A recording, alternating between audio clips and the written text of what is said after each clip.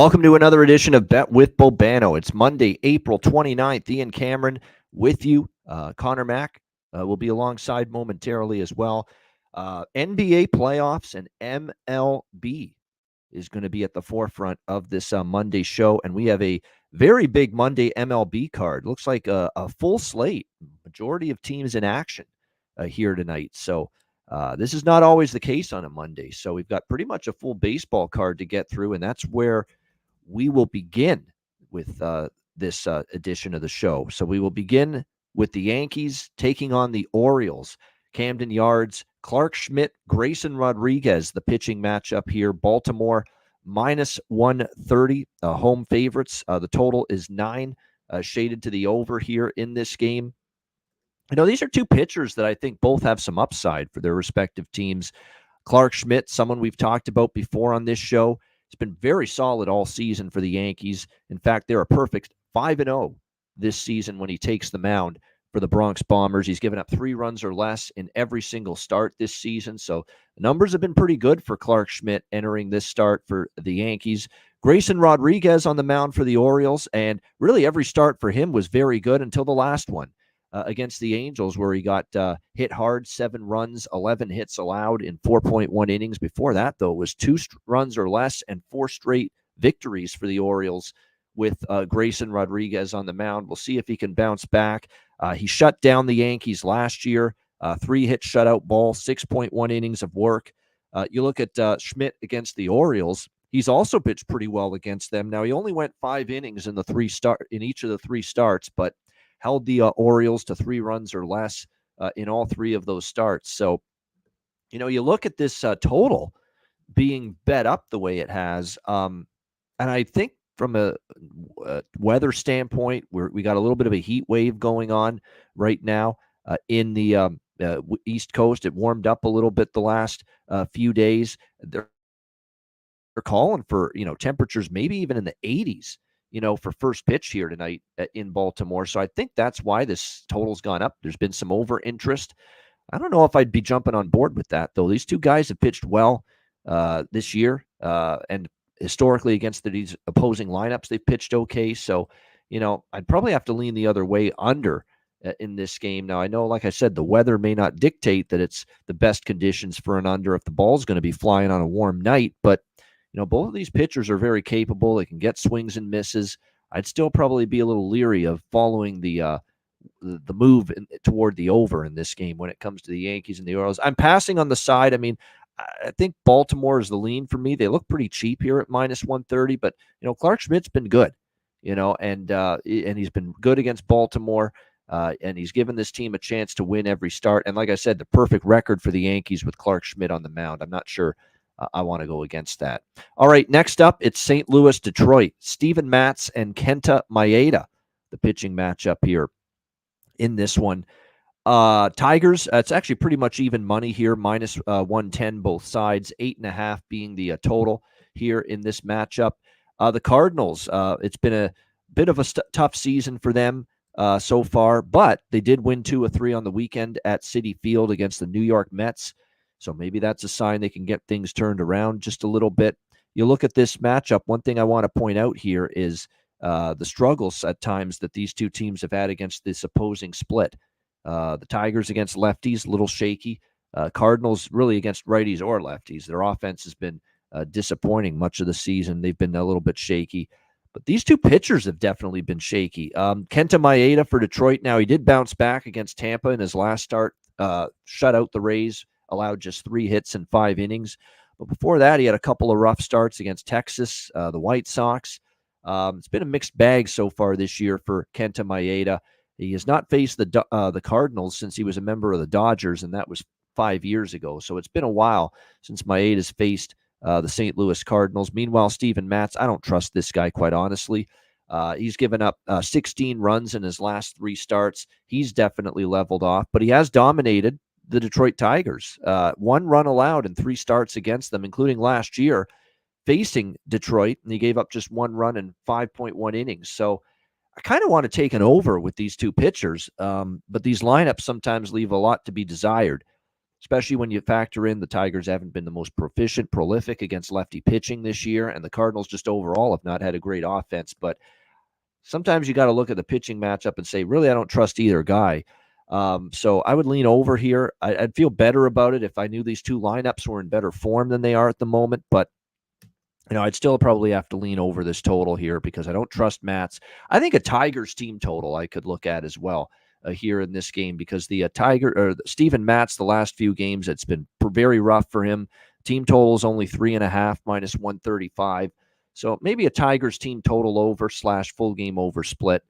I get involved with that for small plays here when it comes to this game. All right, next up, Washington and Miami. Jake Irvin, Trevor Rogers, the pitching matchup here with the Nats and the Marlins.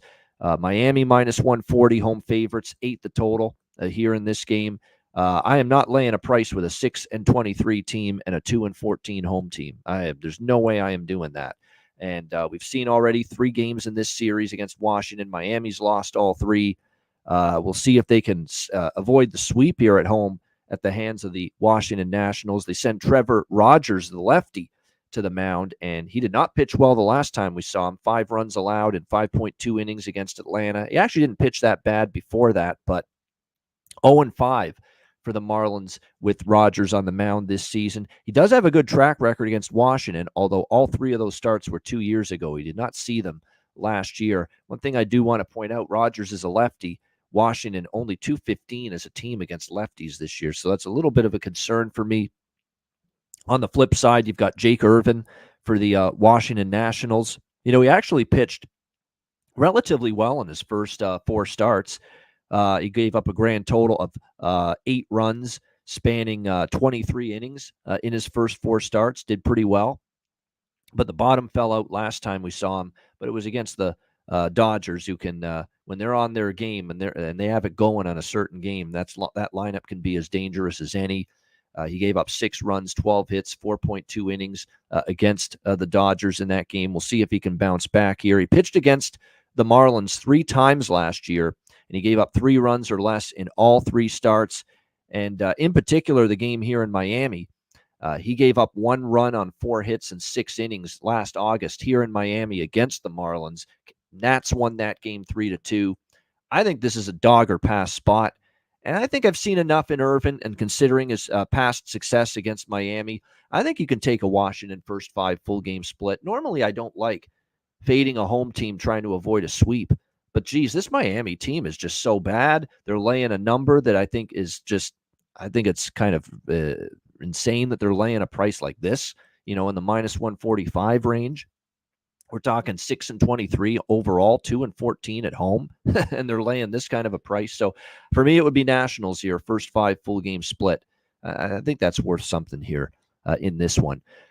All right, let's move on. Kansas City and Toronto. Royals, Blue Jays. Jonathan Bolin on the mound for the Royals. Yariel Rodriguez here for the Toronto Blue Jays.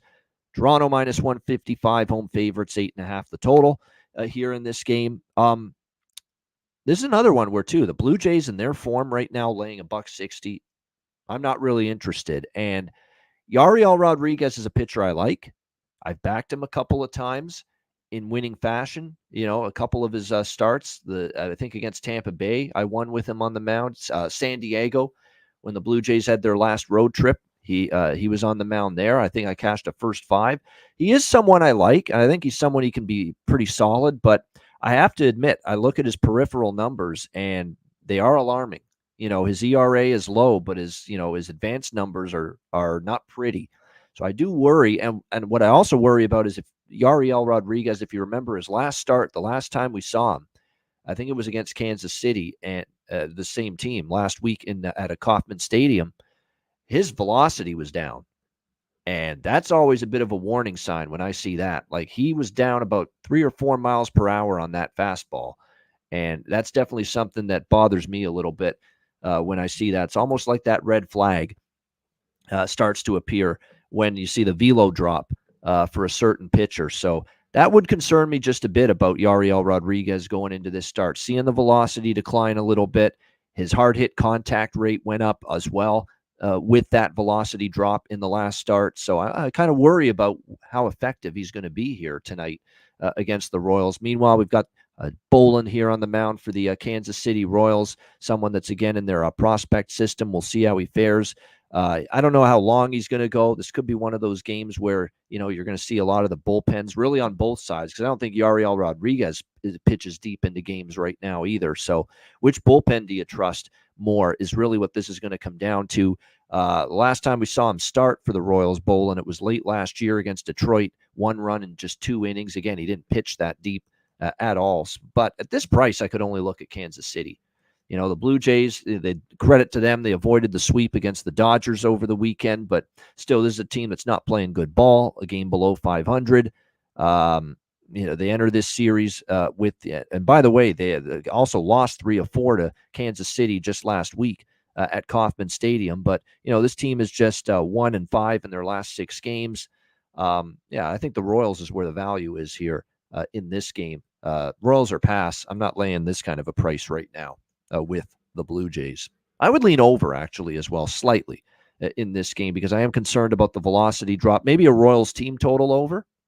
I could see that maybe getting there here in this game. So there's a couple of leans for me here when it comes to the Royals and the Blue Jays. All right, next up, we've got the Chicago Cubs taking on the New York Mets, Jameson Taillon and Luis Severino, the pitching matchup here. Severino and the Mets, minus 145 to minus 150 home favorites, 7 the total here in this game. You would think on the surface, whoa, this price is a little surprising. The Mets are laying $1.50 here against the Cubs, but this is the Cubs playing, after being on Sunday Night Baseball at Fenway Park against the Red Sox last night. Now they have to travel and play the very next night, and that's not always a good long term. It's not been the best spot to back teams, and they dropped the last 2 games of that series to the Boston Red Sox. And to be honest, a lot of their damage has been at Wrigley Field this year. The Cubs do have a losing road record, 7-8 on the road. So their overall record 17-11, but a lot more of their success has been at home. Jameson Taillon on the mound for the Cubs. I got to say, he's pitched pretty well so far here in his first 2 starts. He's given up just 3 runs in 10.2 innings, 2 earned runs in 10.2 innings. Now, he has given up 10 hits. So it's been one of these deals where, he's minimized the damage. He hasn't given up a lot of runs, but he's had guys on base, and he's given up some hits, but he's done a good job getting out of trouble. We'll see if that is sustainable, if he can keep that rolling going into this game tonight.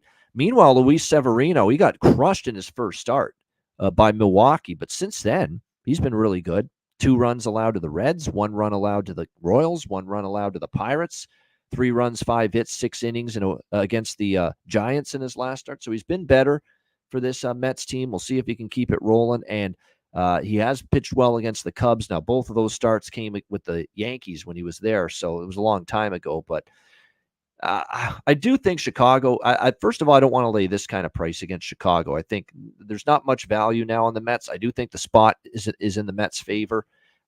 Severino has been in good form, so I would probably lean Mets, but I just don't like the price where it is. I just don't. Not at minus 145. You give me the Mets minus 115 or 20, maybe I'm interested, but not at minus 145, minus 150. So lean Mets, but I just don't like the price enough to bet it.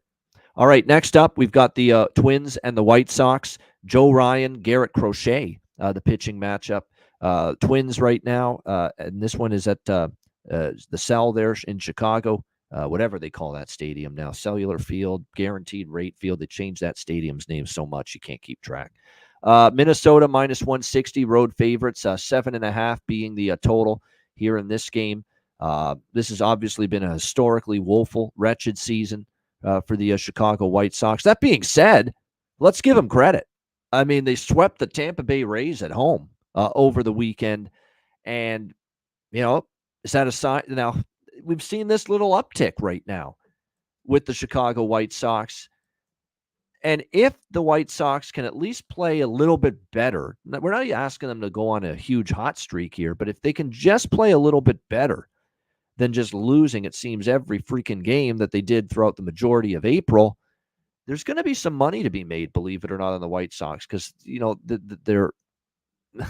they've been devalued so much that there's probably going to be value to look towards them in spots moving forward. And Joe Ryan on the mound here for the Twins, he's been okay. He hasn't been great. And, he's faced the Twins already twice. He's faced the White Sox, I think, already once this year. He gave up 3 runs, 4 hits, 6 innings. That came 5 days ago. So this lineup gets another look at Joe Ryan here. And Garrett Crochet on the mound for the White Sox. He got roughed up by this Twins team. 5 runs, 7 hits, 4 innings in that same game 5 days ago. Same 2 pitchers faced off, Ryan and Crochet. Twins got the better of it in that game, but I'm honestly leaning to the home underdog White Sox here. They've got a little something going. Swept the Rays at home. They stay at home. They don't travel. Crochet's one of these pitchers where his ERA doesn't look great, but his peripherals look a lot better. So I think he's been a little unlucky. He does have good stuff. He does get swings and misses. For me, I'd take a shot with the White Sox here. First 5 full game split in this game as home underdogs. Hell, they've won 3 in a row. Ride the wave, right? Like, this is a monster win streak for a team like the Chicago White Sox. So, like I said, maybe ride the wave here a little bit with the White Sox. And Crochet is one of those pitchers I don't mind backing for them. He does have some upside, I think, long-term for this rotation. All right, next up, we've got the Rays and the Brewers. The Rays are trying to fix their season and get their shit together. 13-16. Very uncharacteristic of this team to be this bad early in the season. 3 games below 500. They'll take on the Milwaukee Brewers. We've got Milwaukee, slight home favorites, 8 the total here in this game. Ryan Pepio on the mound, former Dodger, of course, on the mound for the Rays. Didn't have a good start to the year, but last 2 starts, he's been a lot better. 1 run, 6 innings against the Angels, 1 run, 6 innings against Detroit in his last start, so he definitely has been better the last few. Meanwhile, you've got Bryce Wilson on the mound for the Milwaukee Brewers. He's made 2 starts in a row, 3.2 innings of shutout baseball against San Diego, 2 runs, 3 hits, 4.1 innings of work against Pittsburgh in his last start. So he's not been bad, but you're going to see a lot of the Brewers bullpen, obviously, here in this game because, Bryce Wilson's not someone that's a candidate to pitch deep into the game by any stretch of the imagination. So we'll see how this one plays out. Tough to get behind the Rays right now just because of how much they are struggling. And, man, they really, really are struggling right now. There's no question about that. So we'll see how this one plays out here. But right now, I would probably lean a little bit in this game toward the Brew Crew just because of the Rays' struggles. Pepio's form's been good, though, so that kind of gives me some pause. We'll see if Tampa Bay can bounce back from that brutal series they had against Chicago. But, I'm not rushing to bet the Rays until I see something from them. All right, next up, we've got the Philadelphia Phillies taking on the LA Angels. Christopher Sanchez, the lefty for Philadelphia. Griffin Canning for the LA Angels. We've got the Phillies minus 145 to minus 150 road favorites. 9 the total here, shaded to the under between these 2 teams. The Phillies ended up, I'll tell you what, they ended up having a nice offensive series over the weekend against San Diego at Petco Park. Swept the series and scored 22 runs in the process. 22 runs in that 3-game series sweep over the San Diego Padres. So definitely the Phillies lineup starting to round into some form here the last few games, no question. We'll see how they fare here against Griffin Canning of the Angels. Griffin Canning is just, it seems like when I see Griffin Canning year after year, he's got the same friggin' pattern with his starts. He's going to go 4 innings, 5 innings, maybe he can get into the 6th inning for you, and he's going to give up 3 or 4 runs. That's basically what he is. He's going to be, 5, 6 innings, but he's not going to keep a clean sheet. He'll give up 3 or 4. So that's probably what we're going to see here. The Angels are just 1-4, by the way, in Griffin Canning's home starts. It's funny, Christopher Sanchez for the Angels, he's given up 3 runs or less in 4 of his last 5 starts. And he's only given up, and by the way, the last start against Cincinnati, they lost 8-1. He was 5 runs in 3 innings, but only 1 of them was earned. So the defense was pretty bad there for the Phillies in that game.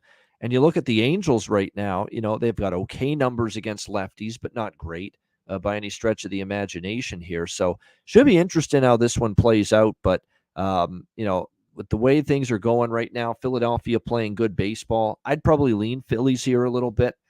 Team total, first 5 run line to get it down to close to even money. That definitely makes some sense to me. I think Sanchez still can have the advantage over Canning in the early part of the game, and certainly the Phillies, the much better baseball team as well. Plus, the Phillies are 9-4 on the road. They've played very well away from Citizens Bank Park this year. Angels just 3-9 on at home. So, yeah, I think you can make a case to back the Phillies here. First 5, maybe full game run line split type of deal, or you could go first 5 minus a half a run at even money, or lay the number on the money line. The money line price, the best out there right now, is minus 140. So, yeah, I don't mind looking at the Phillies here just because I think Sanchez a little bit better. And to be honest, the Phillies are in better form. They've been good on the road. The Angels have stunk at home. So you really don't want to overcomplicate it. And the Angels 1-9 in their last 10 games overall. So, yeah, for me, it would be Phillies or nothing here in this game.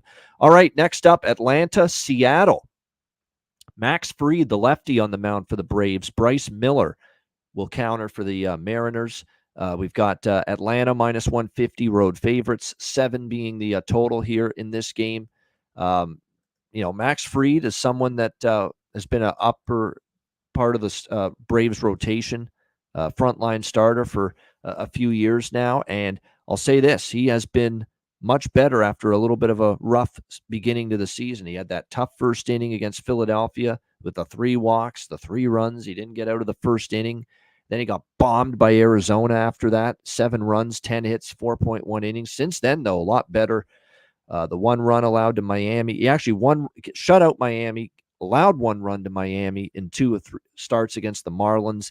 And then he allowed 3 runs, 7 hits, 5 innings against Houston. So he has done a better job. We'll see how he fares here in this one. But I'll say this, the Mariners, it might be a bit of a challenge right now for him because this Mariners lineup, they've certainly started to turn things around. 5-2 in their last 7. And they've done it with scoring at least 4 runs in 4 of their last 5 wins. They did drop the final game of that Arizona series 3-2. Bryce Miller is on the mound here for the Mariners tonight. He's been very good. Here in the month of April, 4 starts, 2 runs or less in all 4 of those starts. Every Miller start has gone under.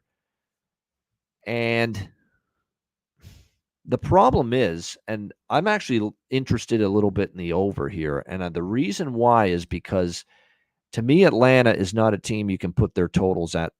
You can't put Atlanta totals at 7 very often. This is a team that the majority of their games, you're going to see at least 7 runs scored. So Miller's capable. Fried's been better. Although, again, with Fried, 2 of the 3 good starts for him since turning it around were against Miami, who are awful. So you got to be careful with giving Max Fried too much credit. So at 7, I'm going to bite on the over for something here. With Mariners lineups in good form, we know Atlanta's lineup is very difficult. Another thing to factor, again, is Max Fried has been good against the bad lineups, and he's been not as good against the good lineups. And for Bryce Miller, when you see what he did, he struggled against Boston. Then he faced, Cincinnati's kind of been erratic. The Cubs at home, Milwaukee. It's be a little tougher challenge for Bryce Miller. And Bryce Miller did give up 3 runs on 4 hits, 6.1 innings to the Braves last year. And that game had 8 runs, by the way, which would get over this total when Bryce Miller started against the Braves last year. So at 7, I'm going to take a small shot over the total here in this game. All right, next up, Dodgers and Diamondbacks. James Paxton for the Dodgers, Tommy Henry for Arizona. Battle of lefties, battle of southpaws here in this one. The Dodgers minus 130, road favorites, 10 the total.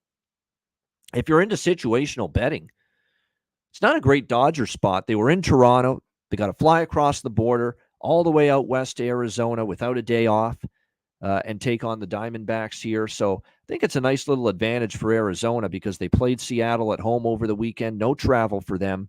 That's definitely something you want to factor. Actually, they were in Seattle. I beg your pardon. So they do have to travel back home, but much shorter distance, Seattle to Arizona as opposed to Toronto to Arizona. So we'll see how they fare here. It was a very long road trip, though, for Arizona. 4 games in San Fran, 3 in St. Louis, 3 in Seattle. So maybe that advantage is negated by just how long the road trip was for Arizona. But, I still favor them a little bit here. I think they might be live here. I mean, James Paxton, lefty on the mound for the Dodgers. He's pitched well for his last 4 starts. Don't want to take that away from him. But this Diamondbacks team, one of the top teams in Major League Baseball against lefties, they are averaging 7.5 runs per game, 313 team batting average against lefties. So this Diamondbacks lineup should match up pretty well here against Paxton tonight. Flip side is, what are you going to get from Tommy Henry? The Dodgers at times, never know what you're going to get from them against lefties, but you look at their numbers this year: 274 batting average, 4.6 runs per game for them against lefties. We'll see how Tommy Henry fares in this game. He had a bad start against the Cubs, but he bounced back and shut down the Cardinals. And we'll see how he fares. He's not faced the Dodgers, believe it or not, which is strange because he's been here for a decent amount of time with Arizona's rotation yet. And this is a divisional foe, yet he has not faced them yet. But I think what I would do is Arizona money line, I'm interested.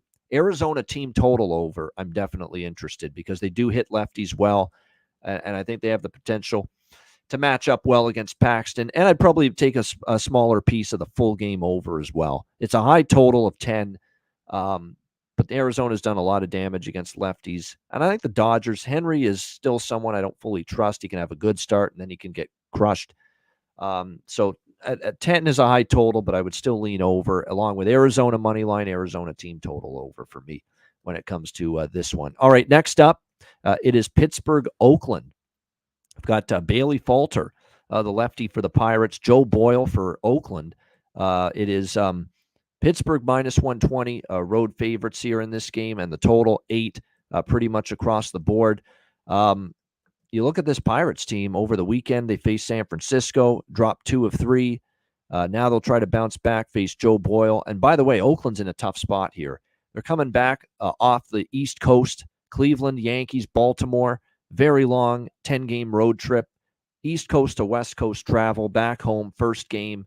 That's not a great spot for Oakland here tonight by any stretch of the imagination. Plus, you've got Joe Boyle on the mound, who I'm not the biggest fan of. I don't think he's that good.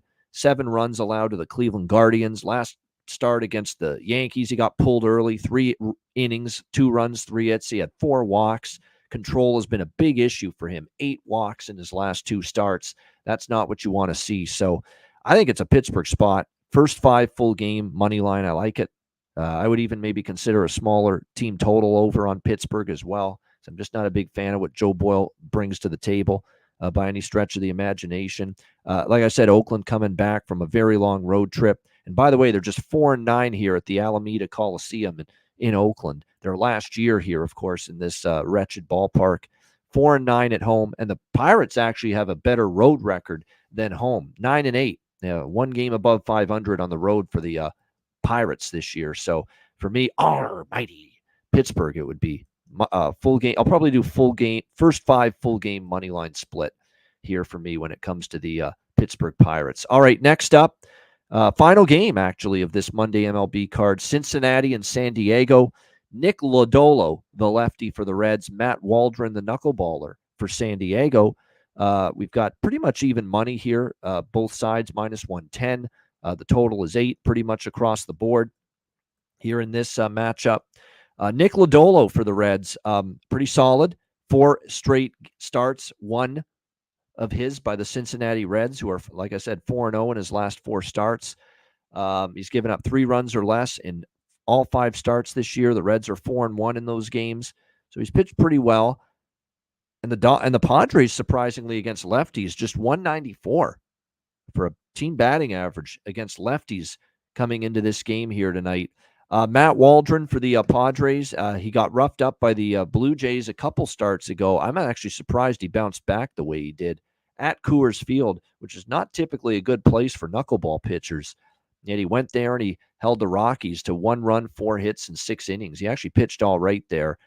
Now, do we trust him back home? That is the question. It's been weird. He's pitched great in San Francisco, great with the Dodgers, again at LA, Chavez Ravine against the Dodgers, pitched well at Colorado. So he's had 3 really good road starts, but his 2 starts here at Petco, 4 runs, 9 hits, 4 innings to St. Louis, 5 runs, 7 hits, 4.2 innings to Toronto. So his 2 home starts have been pretty bad when you look at it. So I'd probably look at the Reds here.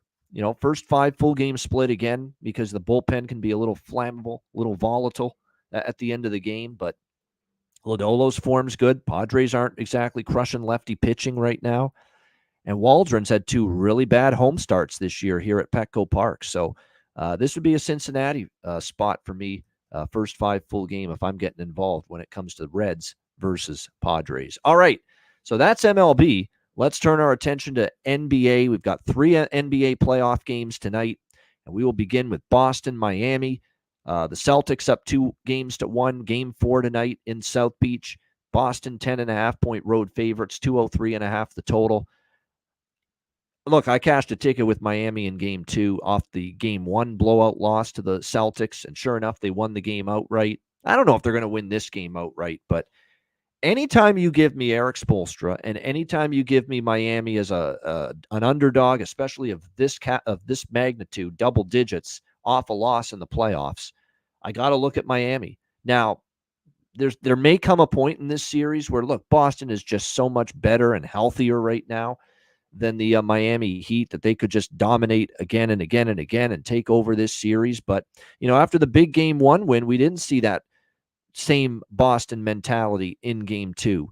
And I know Butler and Rozier are still likely out tonight for the Miami Heat. But, again, you're going to give me the opportunity to take this great coach, and I mean great coach, plus 10.5 off a loss, the chance to make adjustments over a guy like Joe Mazzulla. I'm going to take it. And if it loses, so be it. But these are the spots that, we usually see the best out of Eric Spoelstra and the Miami Heat. I'm going to go back to that. Well, you're obviously going to need everybody to step up offensively here tonight if you're going to be competitive and have a chance to give Boston a game and maybe even tie up the series and duplicate what they did in game 2. You need Hero to bounce back. Hero had an amazing game 2. He had a terrible game 3. He needs to look more like the game 2 Tyler Hero. Jaime Jaquez has to be active on the glass. Caleb Martin's got to be an available offensive weapon. You need Jovic, who's capable of stepping up offensively to help you out, because when you got to deal with Brown and you got to deal with Tatum and you got to deal with Porzingis and you got to deal with Derek White too, who is very capable of going off for the Celtics. And when you get all four of those guys going, it can be difficult. But I'm going to trust in Eric Spoelstra here to have adjustments and have the game plan required to have his team ready to show better tonight than they did in game number 3. So Miami for me, plus 10.5. I might even do a first half full game split here with Miami, just in case they start strong and Boston flips the switch and takes over. So I probably will split it between plus 6.5 and first half and plus 10.5 for Miami here in this game. Oklahoma City and New Orleans. Oklahoma City looking to sweep the New Orleans Pelicans. And a lot of people seem to think they will sweep New Orleans because the Thunder opened 3.5-point road favorites here in game 4, and it's now up to 4.5, 5. The total 208 across the board. I think they very much could end this series here tonight as well. I just don't know if the Pelicans have any answers. Without Zion Williamson, things have not gone well for them in this series. And they had that chance to steal game 1 because the Thunder did not play well in that game. And ever since then, the Thunder have played extremely well, and they have crushed this team. And I'm not sure it's going to change. And I think this young team has the right mindset. They are very tight-knit. An opportunity to get this series over with. I mean, their starting 5 is flat out awesome right now. SGA goes without saying. Surefire MVP candidate.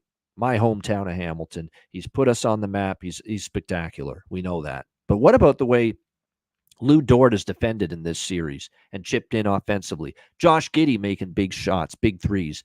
Jalen Williams has been absolutely phenomenal for Oklahoma City. This is a coming out party for Jalen Williams. I think he's had a tremendous series so far. And, of course, Chet Holmgren. He's been very strong as well. So that starting 5's been amazing for the Thunder. I don't know if there's any answers right now for the New Orleans Pelicans. I'm going to take OKC in a money line parlay, and I'll put it with, we'll get to it in a moment. But Oklahoma City, I think, can wrap up this series tonight. I'm not totally comfortable laying it up to 5 now, so that's why I'm going to say take the money line. And look, if Oklahoma City is going to have their way offensively, the game's probably going to go over the total. So I thought 205 was a little low with the total.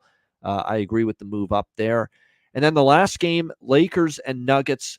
Denver 6.5-point home favorites. They failed to get the sweep over the Lakers, but they have a chance now to close out the Lakers at home at Ball Arena tonight. The total's 216 across the board. Now, the big injury news here is Jamal Murray. Game time decision for him, calf strain. He played 39 minutes on Saturday, and apparently he suffered that calf injury at some point during that game. So we'll see if Jamal Murray is good enough to suit up tonight. Reggie Jackson, the good news, he is probable. He also had an ankle issue in the last game, but looks like Reggie Jackson for Denver, good to go. But the big news is Jamal Murray. But again, people will bet the Lakers if Jamal Murray's out, and I already see they're betting the Lakers now because Jamal Murray's questionable, and you always react to the injury news. Well, as much as they'd miss Murray, and we know how great the tandem he and Nikola Jokic are, but we've seen this team win without Murray before. And how many times do we see that everybody steps up first game without the star player, and somehow they get the job done still? So I don't think this series is getting back to Los Angeles, regardless of how hard the Lakers play tonight, regardless of whether Jamal Murray plays for Denver or not. Do I want to lay 6.5, 7? No. But that's why Denver is going to be the second leg of that money line parlay I mentioned. So I'm going to put Oklahoma City with Denver in a two-team money line parlay tonight. I don't do this very often, but I do like the chances of OKC finishing the series. I do like the chances of Denver finishing the series, but obviously I'd prefer not to lay the kind of number that you're being asked to lay with both of those teams here tonight. I'll be honest, even though I'm on Denver in the two-team money line parlay tonight with Oklahoma City, I think I will take the Lakers in the first half again. Like, if it ain't broke, don't fix it. Perfect 4-0 ATS first half for the LA Lakers in this series. Even all the games they lost, the first three, they covered in the first half. They led at halftime. So I feel I got to go back to the well with that. And obviously, again, they're facing elimination. So I do have Denver and Oklahoma City full game money line parlay. And again, that's pays at Pinnacle. That's plus 120. Pretty good price. But I am going to take the Lakers first half. I am going to take the Lakers first half, which is around plus 3.5, plus 4 here in this game. Again, it's hard to debate that. I mean, the Lakers' best performances consistently throughout this series until game 4, where they actually played a good 48 minutes, a full game. But they've been good in the first half in all 4 games in this series. So that's the way I'm going to approach it. Lakers first half, but I'll put Denver in a full game money line parlay to finish the series. Lakers start strong, but Denver finds a way to end it tonight in 5. So that's the way that's the way I see that game, I should say, unfolding. All right. It looks like something came up for C-Mac. Wasn't able to join us today. That's okay. We'll be doing a bunch more of these shows. We'll get him back on Wednesday, which will be our next edition of the show. Let's wrap things up. Let's give you a best bet. Let's give you an NBA and MLB best bet here on the show. For MLB best bet on this card, I'm going to go with Arizona, but I'm going to go with their team total.